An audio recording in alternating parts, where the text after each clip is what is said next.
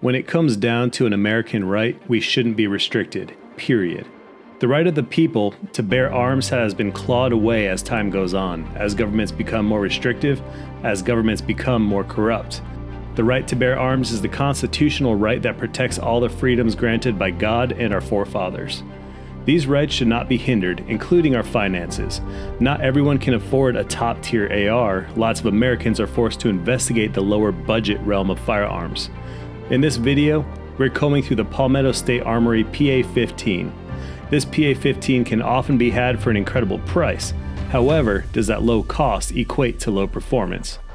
I'm blessed to be joined by my friends Kailey and John with the Gun Owners of America and the State of the Second podcast to help test, review, and film the affordable PSA PA-15.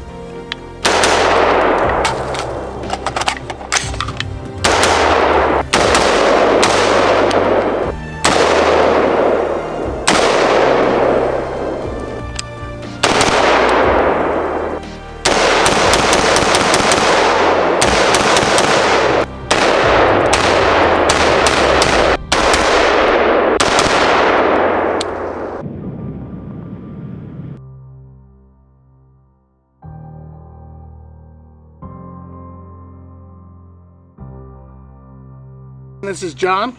I'm Kailey. And we are with GOA State of the Second podcast. $400? Are you serious? Yeah, it was $700 for a pistol and the AR. Holy cow. Right, Brahmas? $700.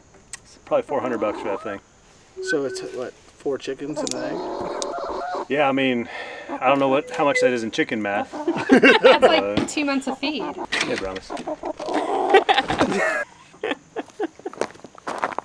Steve, what do I have in my hands here? This video is brought to you by Elite Tactical Systems, also known as ETS. They make the cool translucent magazines. They also make the cam speed loaders. You know what? You guys load hundreds of rounds in magazines and you get the sore thumbs. That's called mag thumbs. What's so funny, John? I feel like Vanna White. Yeah. So you guys are making me laugh now. Seems like I have to plug them so I get paid. We're just here like, oh, look at the mag. Yeah. ETS makes the cool cam speed loaders. You can easily load magazines without getting mag thumb. No more mag thumb, thank you, ETS. This review's a show. Well, you love it. So this is the first mag ever through the new PSA AR-15. It's the PA-15 is the model. This thing came with a dagger and this AR for just about $700, which is incredible. So you get a pistol and a rifle for just about $700. It does come with a flip-up rear sight as well, and then a front sight post over here. Let's go ahead and try out this first mag, see how it feels.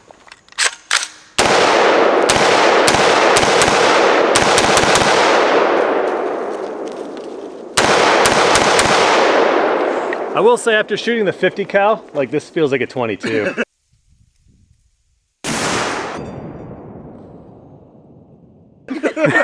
It is a 22. It is a 22. It's a 223.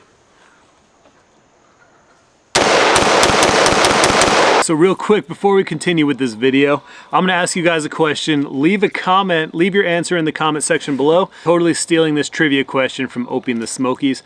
It's a good one. So if you guys were at Naughty After Dark, you guys should already know this. So who introduced the Second Amendment to the US Constitution? Leave your answer in the comment section below, and I will give you a heart if you get it right. So here it is, again, PA-15. This is pretty much just about as basic standard as you can get. It's a basic AR-15 with some Magpul furniture. Now, I will say, I'm actually pleasantly surprised. So I've shot all sorts of ARs. I have tons of different ARs. I have ARs in every category and tier you can imagine, between top tier ARs, mid tier ARs, and then like this guy, affordable ARs. The barrel's still a little hot. So I've got affordable ARs, I have expensive ARs. So I have a good baseline, a good comparison to tell you guys what I think. And honestly, this thing actually feels a lot better than some of the really cheap ARs I've shot before. And I think that's probably down to the trigger mechanics. I'm gonna talk about the trigger real quick. This has the PSA enhanced polish trigger. It feels much better than a standard mil-spec style AR trigger. I will say there's a very positive reset on it. It helps you assist your finger forward. Follow-up shots are very fast. The trigger is very predictable. There's a very crisp break on that trigger as well. The trigger is fantastic for a budget, affordable gun.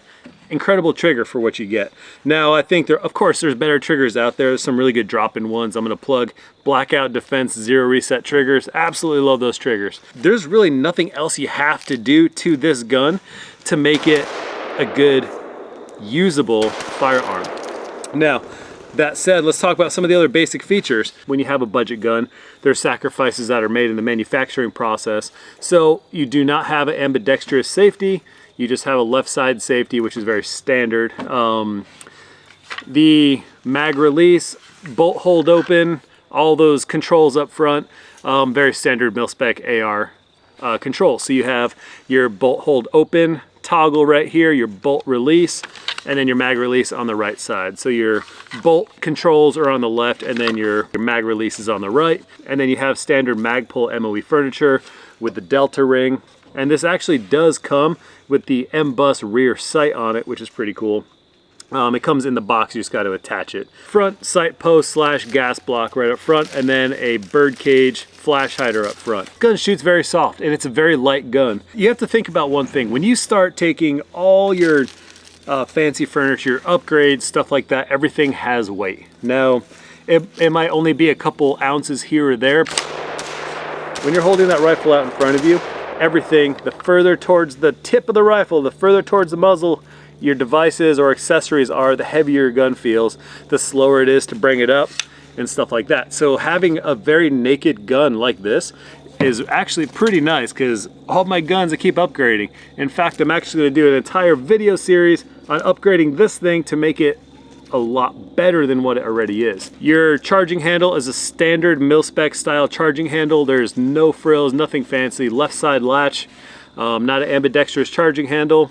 I didn't expect one. Aside from the cutouts in the Magpul MOE stock and then your sling swivel up here, there's no QD sling mounts on this thing, and I'm a big fan of QD. So for performance, the only failure that we had, we think probably was due to an ammo case that was crimped in the wrong spot. There was a little bend, a little divot inside the casing. I think I did a close-up of that. If so, you'll be looking at it right now. All right, we've got the PSA, which one is this one? It's the PA-15. PA-15. Oh, dead trigger. I'm gonna have to grenade this. Oh, she dead. Do you want me to call my grandma to come over and unjam it? There you go. Stuck casing or what? Rounds right there. Okay. Let's see. That's what we got right here. Come get it, John. Alright. Here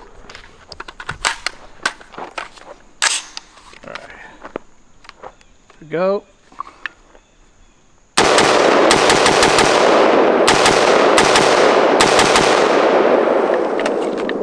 Okay.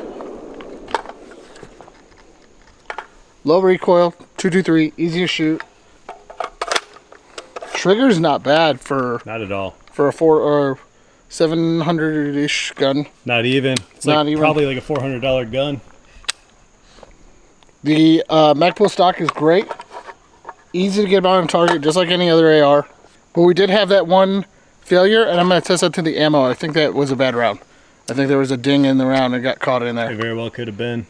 So, because it ran everything else great.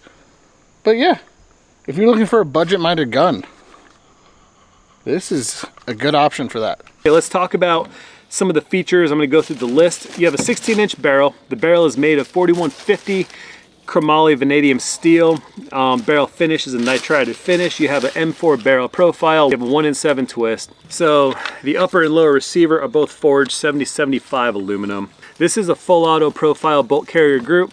That means it's built up a little beefier than a standard or than a non-full auto version. Doesn't mean the gun shoots pew pew pew pew it just goes pew. But anyways, so you do have a Carpenter 158 bolt. The bolt carrier group is an 8260 steel bolt carrier group. Now, inspecting it myself, it looks like the pinning is actually biting into the screws a little bit. So that means this thing's not gonna wiggle loose on you. I did a video a couple weeks on the dagger that I received, but I got the dagger and this PA-15. When I got it from PSA, I think the current deal that was going on was $750. So you got an AR and the dagger for $750. Just doing the math, daggers go for, and the dagger that I got is about a $325 dagger.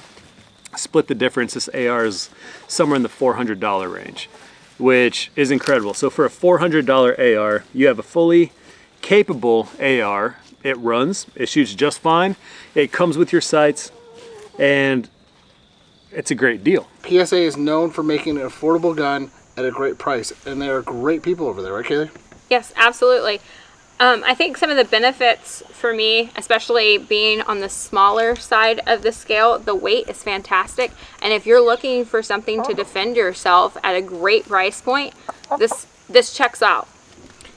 Well, big thing that it comes with for the price point, you've got the Magpul furniture. So we've got our M-LOK front, we've got our Magpul grip and the Magpul stock. And for you, because it is an AR and it's adjustable, that is a big deal. Absolutely. Now, the other things we have on here, it's got a 1-in-7 barrel twist. It is in 5.56. We've got a standard A2 flash hider with a standard A-post front sight and a M-bus rear sight, which is also great that they're including that with the gun. That is an additional 60, 70 bucks that you're saving off the bat.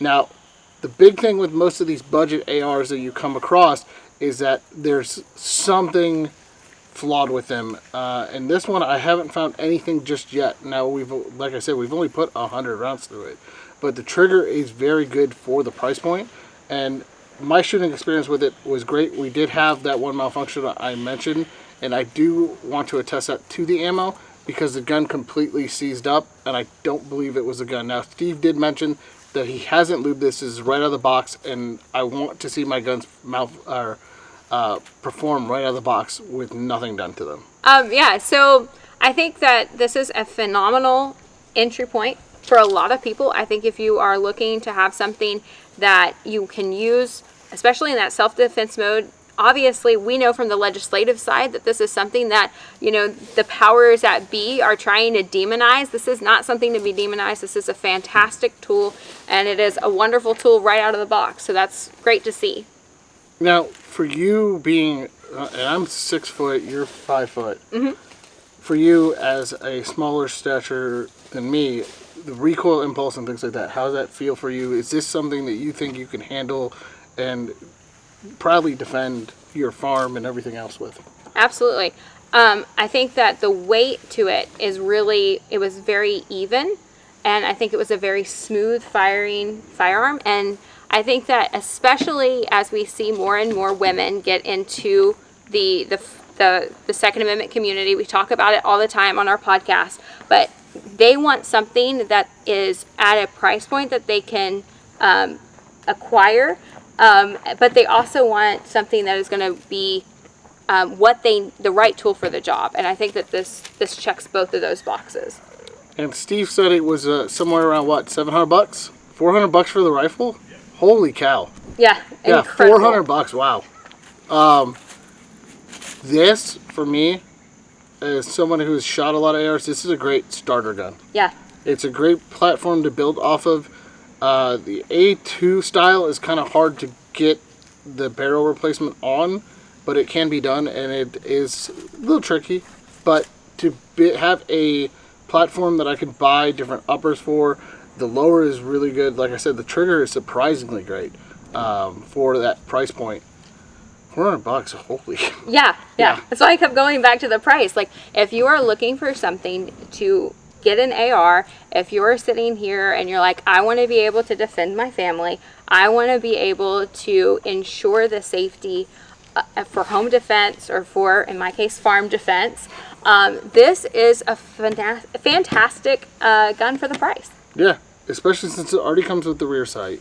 All you need is an optic at that point, if you want an optic. So let's go ahead and throw it back to Steve, We appreciate you, buddy, for letting us do this. Yeah. Because you are a good friend of ours. Yes. But we'll throw it back to Steve and have him, while he walks by with a chicken in his hand, Farmer Steve is going to help us finish this out. What I love about affordable ARs, for the most part, ARs are all interchangeable. They're like grown-up Legos.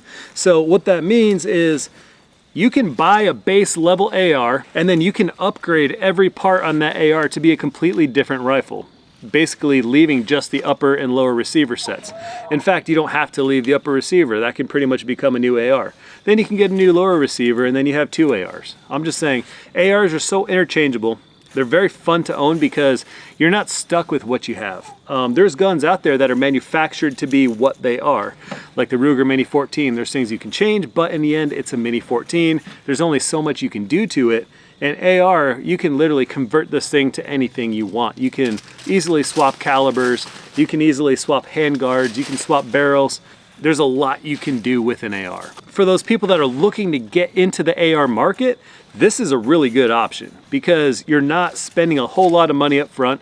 And in fact, if you're a new gun owner and you want to own a pistol and a rifle, $750 you can, or $799 you guys could be out the door with a complete setup. And then you have a good platform to start upgrading with. Between the daggers, they just run. These ARs, they just run.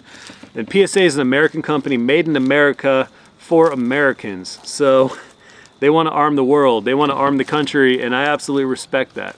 So shout out to my channel sponsors, ETS. Shout out to PSA for a great, affordable American firearm that everybody can afford. So if you found us at all entertaining, be sure to check out the State of the Second podcast, which is GOA's new podcast. New episodes launch every Wednesday.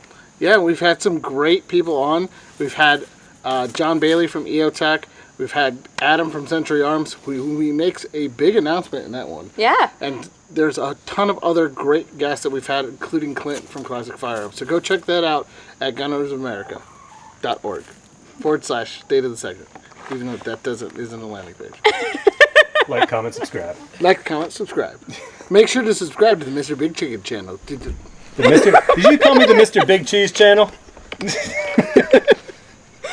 that? It was like almost as bad as how I messed up Clint. Make sure to subscribe to the Mr. Big Chicken channel.